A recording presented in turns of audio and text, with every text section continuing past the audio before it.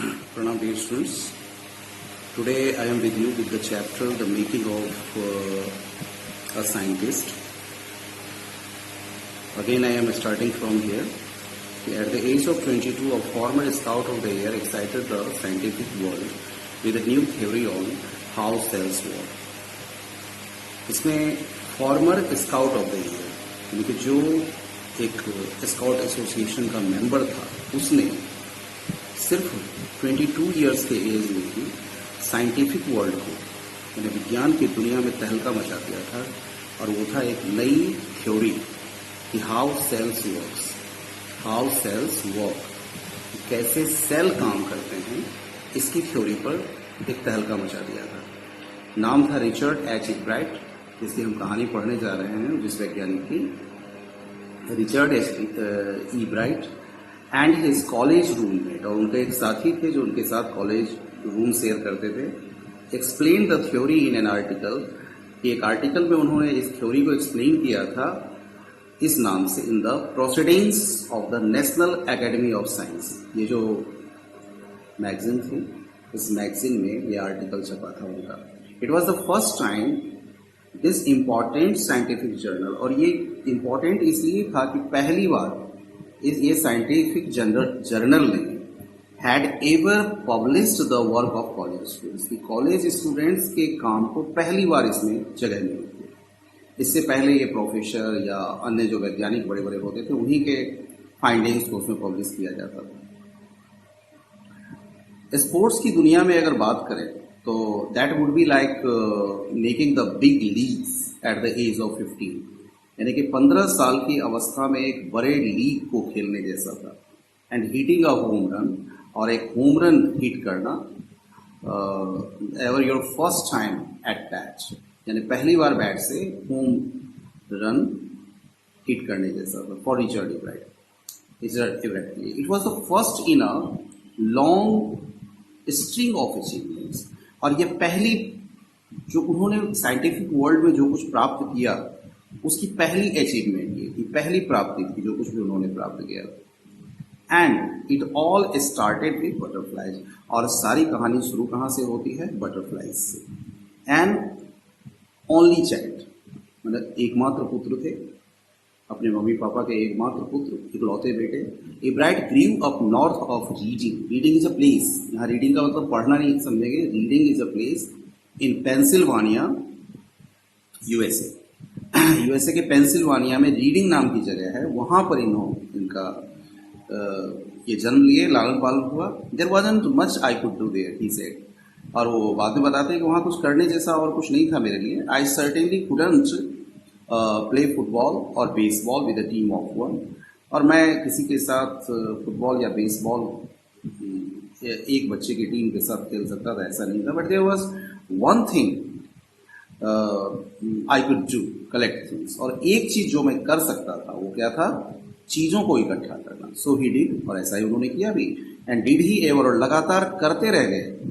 Beginning in kindergarten से शुरुआत होकर इब्राइट कलेक्टेड बटरफ्लाइज, इब्राइट ने बटरफ्लाई कलेक्ट किया विद द सेम डिटर्मिनेशन, उसी उत्साह के साथ, उसी लगाव के साथ और उसी फॉर्मनेस के साथ, that has marked all his activities, और उसी के इर्द गिर्द उनकी सारी एक्टिविटीज चलती रही। ही ऑल्सो कलेक्टेड, इसके अलावा रॉक्स इकट्ठा करना, फॉसिल्स इकट्ठा करना, क्वाइंस इकट्ठा करना, ये सब उनकी आदत में बना रहा।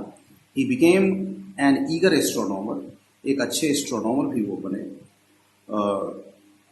Sometimes stargazing all night, और कभी कभी रात भर वो स्टार गेजिंग में समय लगाते थे, तारों को देखते रहना। From the first he had a driving curiosity along with a bright mind। जो शुरुआत की बात अगर करें तो उनमें दो चीज बहुत इंपॉर्टेंट था। ये था ड्राइविंग क्यूरियोसिटी, यानी कि जानने की, किसी चीज को जानने की इच्छा, जो बहुत ही इंपॉर्टेंट थिंग होती है, जो किसी को ब्राइट बनाने में मदद करता, और ऊपर से उनके पास एक ब्राइट माइंड भी था। ये दो चीज जहां था तो ऑब्वियसली प्रोग्रेस होना ही होना था। He also had a mother, और उसके ऊपर एक माँ ऐसी थी जो हमेशा हु एनकरेज, जो उनको प्रोत्साहित करती थी उनके इंटरेस्ट को लेकर, जो लर्निंग में उनका इंटरेस्ट था उसको लेकर। She took him on trips, उसको ट्रिप्स पे ले जाती थी, बॉट हिम टेलीस्कोप्स उनके लिए खरीदना, माइक्रोस्कोप्स खरीदना, कैमरास खरीदना, माउंटिंग मटेरियल्स खरीदना और बाकी के अन्य इक्विपमेंट, बाकी के अन्य जो चीज़ें ज़रूरत की चीज़ें होती हैं, इक्विपमेंट होती हैं, वो खरीद के देना और कई बार उनकी मदद करना दूसरे तरीके से भी। कहते हैं I was his only companion until he started school. उनकी माँ कहती हैं कि एकमात्र मैं उसकी साथी थी जब उसने स्कूल शुरू किया था। उससे पहले एकमात्र साथी मतलब माँ ही थी। After that I would bring home friends, फिर उसके बाद उनके लिए दोस्तों को भी लाती थी घर पे। But at night we just did things together, रात में दोनों मिलकर काम करते थे। Richie was my whole life. कहती थी रिची, रिचर्ड इब्राइट का घर का नाम, कि रिची मेरा पूरा जीवन था। उसके पिता के आफ्टर हिज फादर डाइड, उसके पिता के मरने के बाद वही मेरा पूरा जीवन था। When Richie was in 3rd grade, और उनके पिता की मृत्यु कब हुई थी? जब वो 3rd ग्रेड में। She and her son spent almost every evening at the dining room table, और वो और उनके बेटे लगभग हर शाम डाइनिंग टेबल पर साथ बिताते थे। If it didn't have things to do, अगर उसको करने के लिए कोई काम नहीं होता था, I found work for him. ये उनकी माँ का कहना है कि अगर उसके पास काम नहीं होता तो उसके लिए काम लाती थी। नॉट फिजिकल वर्क, इससे फिजिकल वर्क नहीं होता था, लर्निंग थिंग्स होते थे, चीज़ें लर्न करने वाले। He like it, he wanted to learn, और उसे पसंद भी करते थे और लर्न करना चाहते थे।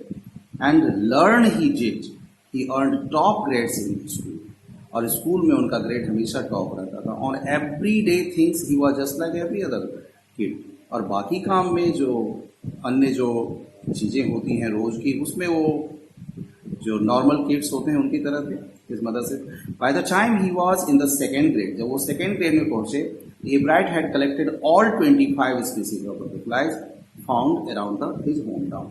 तो उन्होंने उनके होम टाउन के आसपास मिलने वाले जितने भी बटरफ्लाइज के काइंड थे, उन सभी काइंड के बटरफ्लाइज को उन्होंने पकड़ लिया था। Found around his home town, और ये आपको एक आपके बुक में भी ये देखेंगे, ये उनके बटरफ्लाइज के काम भी हैं। ये सब उनके नाम हैं, काइंड हैं कि कौन कौन सा उन्होंने ये किया था कि species and subspecies of butterflies collected in 6 weeks in Reading Pennsylvania. 6 सप्ताह के अंदर उन्होंने इस तरह के बटरफ्लाइज कलेक्ट किए। That probably would have been the end of my butterfly collecting. Ebright कहते हैं कि शायद मेरे बटरफ्लाई कलेक्टिंग का भी वो अंत हो जाता। But then my mother got me a children's book called the travels of monarch X. फिर एक बच्चों की किताब जिसका नाम था the travels of monarch X ला के माने दिया। That book which told how monarch butterflies migrate to Central America. उसमें ये बताया गया था कि किस तरह से मोनार्क बटरफ्लाइज सेंट्रल अमेरिका को माइग्रेट कर जाती है। ओपन्ड द वर्ल्ड, और इस किताब में यहीं से ये शुरुआत होती है, साइंस की दुनिया का रास्ता खोल दिया to the eager young collector. ये जो उत्सुक युवा कलेक्टर था, कलेक्टर मतलब जो कलेक्ट करने वाला बच्चा था, उसके लिए साइंस की दुनिया खोलने का सबसे पहला काम किसने किया, किसको श्रेय जाता है? तो the book, what is the name of the book? The travels of monarch X. Who had brought this? His mother. At the end of the book, और किताब के अंत में, readers were invited to help study butterfly migrations, और readers से ये आग्रह किया गया था कि वो मदद करें माइग्रेशन में, जो बटरफ्लाई की माइग्रेशन की स्टडी चल रही है उसमें मदद करें। They were asked to tag butter, और उनको कहा क्या गया था कि बटरफ्लाइज जो पकड़ते हैं उनको वो टैग करें रिसर्च वर्क के लिए। फॉर फ्रेडरिक ए अर्गार्ट, जिनका नाम था फ्रेडरिक ए अर्गार्ट, जो Toronto, university of Toronto Canada के वैज्ञानिक थे। Ebright's mother wrote to doctor Urquhart. Ebright की माँ ने डॉक्टर अर्गार्ट को लिखा। And soon Ebright was attaching, और जल्दी ही इब्राइट एडहेसिव टैग्स लगा के उसको मोनार्क्स के विंग्स पे लगा के और उसको अटैच करने लगे। Anyone who found a tag, अगर किसी को भी ये टैग्ड बटरफ्लाई मिलता था, was asked to send the tag to Dr. Agard. तो उसको ये आग्रह किया जाता था कि वो टैग को डॉक्टर अगार्ड के पास पहुंचा दें. The butterfly collecting season around reading last 6 weeks. ये बटरफ्लाई कलेक्ट करने का जो सीजन रीडिंग में होता है वो लगभग 6 सप्ताह तक चलता है. If you are going to chase them one by one, अगर आप एक एक करके उसको चेज करते पीछा करते हैं, you won't catch very many, तो बहुत ज्यादा आप कैच नहीं कर पाएंगे. So the next step for Ebright was raise a flock of butterflies, कि आप बटरफ्लाइज के झुंड को पालें. He would catch a female monarch, वो एक फीमेल मोनार्क पकड़ते थे, टेक एग्स, उनके अंडे लेना, and raise them in his basement, अपने बेसमेंट में उसको पालना थ्रू उनके लाइफ साइकिल के through. From eggs to caterpillar to pupa to adult butterfly, इस तरह से उनका वो एग से कैटरपिलर से प्यूपा, फिर adult butterfly. Then he would tag the butterflies wings, फिर बटरफ्लाई के विंग्स को टैग करना एंड लेट देम गो, फिर उनको जाने देना. For several years his basement was home of thousands of monarchs in different stages of development. तो उनका जो बेसमेंट का उनके घर का बेसमेंट जो था वो हजारों मोनार्क बटरफ्लाई के अलग अलग स्टेज, उनके डेवलपमेंट के हिसाब से अलग अलग स्टेज में उनके घर में देखा जा सकता था, उनका पालन किया जाता था. आप देखें किस तरह से नंबर कलेक्टेड इस लिस्ट में दिया गया है कि what type of and how many type of such things collected. Eventually I began to lose interest in tagging butterflies. लग रहा था जैसे कि बटरफ्लाई के जो कलेक्शन है उसमें शायद वो इंटरेस्ट खत्म होने लग गया था. इट्स टीडियस, थका देने वाला काम था. There is not much feedback, और खास करके उसका कोई फीडबैक भी बहुत ज्यादा नहीं आता, यानी कुछ खास उसकी उपलब्धि नजर नहीं आती. Ebright said, in all the time I did, he laughed. और जो कुछ भी हमने कहा किया इतने समय तक, और वो हंस पड़े. Only 2 butterflies I had tagged were recaptured. इतने बटरफ्लाइज को हमने जो टैग किया था उसमें से सिर्फ 2 बटरफ्लाई ही रिकैप्चर की जा सकी. They were not more than 75 miles from where I lived, और वो भी जहां पे हम रह रहे थे वहां से सिर्फ 75 माइल्स की दूरी पे. Then in the 7th grade, तब 7वीं कक्षा में, he got a hint of what real science is. तब पता चला कि रियल साइंस क्या होता है, इसकी जानकारी मिली. व्हेन ही एंटर्ड, और ये समय कब था कि जब उन्होंने काउंटी साइंस फेयर में हिस्सा लिया एंड लॉस्ट, और उसमें उन्होंने जीता नहीं कुछ भी. It was really a sad feeling, उदासी देने वाली फीलिंग तो थी, टू सिट देयर, वहां पर बैठना and not get anything while everybody else had won something, और कुछ भी नहीं प्राप्त कर पाना जबकि औरों ने बहुत कुछ जीता था. Ebright said his entry was slides, और उनकी एंट्री जो हुई थी स्लाइड्स ऑफ फ्रॉग टिश्यूज को लेकर, which he showed under a microscope, जिसको वो माइक्रोस्कोप के नीचे देखते थे. He realized the winners had tried to do real experiments, जबकि उन्होंने देखा कि विनर्स जो थे वो रियल एक्सपेरिमेंट्स उन्होंने किया था, नॉट सिंपली मेकर. उन्होंने सिर्फ डिस्प्ले नहीं किया था चीजों का, रियल एक्सपेरिमेंट किया था. Already the competitive spirit that drives Richard Ebright was appearing, और जो कॉम्पिटिटिव स्पिरिट था जो रिचर्ड इब्राइट को आगे बढ़ने की प्रेरणा दे रहा था वो दिख रहा था. I knew that for the next years fair, फिर ये समझ आया कि अगले साल के फेयर में I would have to do a real experiment, कि मुझे कुछ वास्तविक एक्सपेरिमेंट करना पड़ेगा. The subject I knew most about was the insect work, और सबसे ज्यादा जिसमें रुचि थी, इंटरेस्ट था, वो था इंसेक्ट वर्क में, इंसेक्ट के काम में. I had been doing in the past several years, जो पिछले काफी सालों से मैं करता आ रहा था. So he wrote to doctor Urquhart for ideas, इसलिए उन्होंने डॉक्टर अगर्ट को आइडियाज के लिए लिखा, जो कुछ विचार थे कुछ बताएं. And back came a stack of suggestions for experiments, और ढेर सारे एक्सपेरिमेंट्स की सजेशन वहां से आ गई. Those kept Ebright busy all through, और ये समय था हाई स्कूल का उनका समय, जिसमें वो हमेशा बिजी रहे. And led to prize projects in county and international science fairs, और ढेर सारे उन्होंने काउंटी और इंटरनेशनल साइंस फेयर्स में हिस्सा लिया और वहाँ से उनको प्राइज प्रोजेक्ट्स रहा कि जिसमें उनको सफलता भी मिली। For his 8th grade project, और जो 8वीं कक्षा का उनका प्रोजेक्ट था, Ebright tried to find the cause of viral disease. एक वायरल डिजीज की कारण वो जानने की कोशिश कर रहे थे। That kills nearly all monarch caterpillars every few years. जिसमें कुछ सालों में लगभग बहुत सारे, या लगभग कहिए कि नियरली ऑल मोनार्क कैटरपिलर्स, लगभग सारे के सारे मोनार्क कैटरपिलर्स मर जाते थे। Ebright thought the disease might be carried by a beetle. Ebright की समझ में आ रहा था कि शायद ये बीटल की वजह से, ये बीटल इंसेक्ट जो उसकी वजह से ये हो रहा है। He tried raising caterpillars in the presence of, और बीटल्स के प्रेजेंस में कैटरपिलर्स को उन्होंने पालना शुरू किया। कहते हैं I didn't get any real results, कुछ खास रिजल्ट्स तो नहीं मिला, but I went ahead and showed that, लेकिन मैं आगे बढ़ के ये समझाने की कोशिश किया that I had tried the experiment, कि कम से कम मैंने एक्सपेरिमेंट किया। दिस टाइम आई गो, और इस समय में उनको सफलता मिली। The next year his science fair project was testing the theory. अगले साल उनकी जो साइंस फेयर प्रोजेक्ट थी वो इस बात की टेस्ट कर रही थी कि the theory that viceroy butterflies copy monarch, की वाइसराय बटरफ्लाइज मोनार्क बटरफ्लाई की कॉपी क्यों करती है।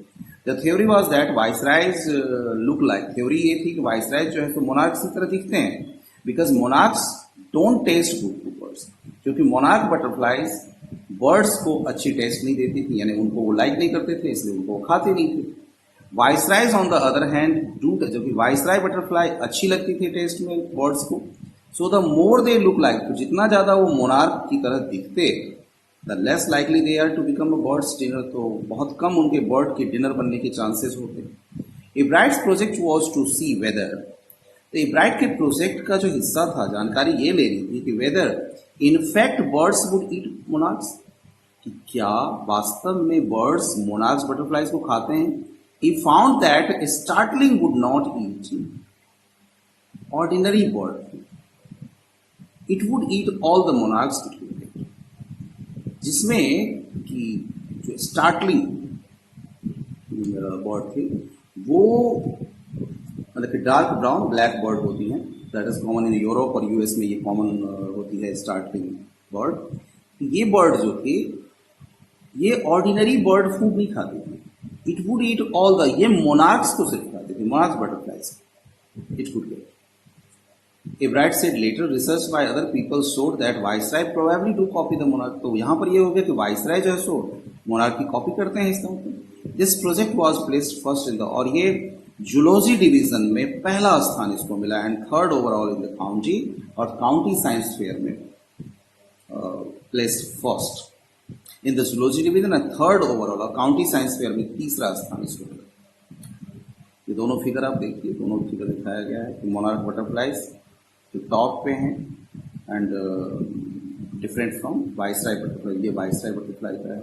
इस तरह से दोनों में फर्क पाया जाता है। In his second year in high school, और हाई स्कूल के दूसरे साल में Richard Ebright began the research that led to his discovery of an unknown insect, और उनके रिसर्च का वो हिस्सा था कि एक अननोन इंसेक्ट हार्मोन की खोज वो कर पाए।